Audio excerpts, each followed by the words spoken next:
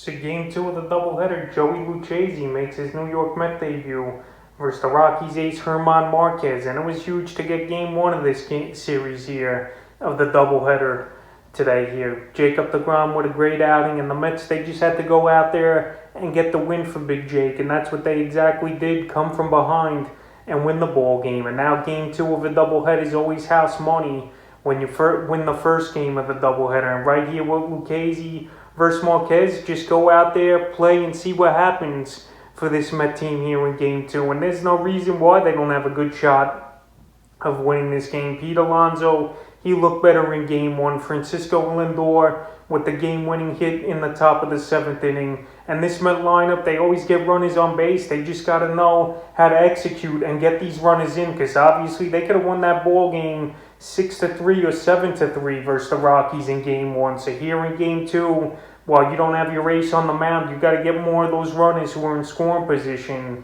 in to score and win this game, because these 7-inning games are short. Obviously, it's 2 innings less than a regular ball game, and a couple runs early in the game could really set the tone, and it's tough to come back. So luckily the Mets came back in game one, and here in game two with Lucchesi, it's got to get off to a good start if they want to win. And Lucchesi, he was good in spring training, but now the lights are on. It's showtime, and let's see what he could do here versus a decent Rocky lineup, and obviously going to hit his ballpark with that thin Colorado air and the ball really flying. So they're going to stack the lineup with a lot of righties most likely. And the Mets, we're going to see probably McCann on the bench in this game.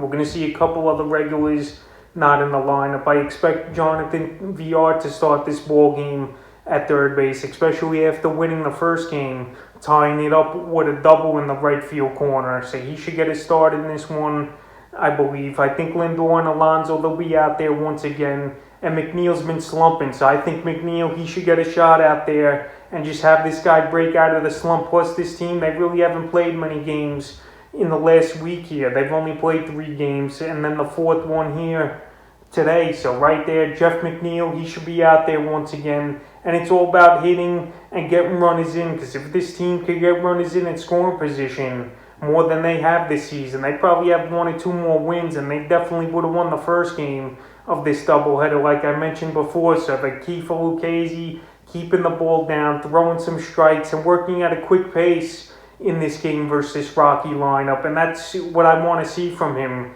And we'll see what Lucchesi could do. And German Marquez, obviously the ace of this Rocky staff, but that don't mean nothing. His ERA is a 4.50 coming into this ball game, and I think the Mets could attack him early and get on the board early if they want to win this game. So the Mets and Rockies, game 2 of the doubleheader coming up shortly, and we'll see what Joey Lucchesi could do, and if the Mets could take this ball game and sweep the doubleheader. Let's go Mets.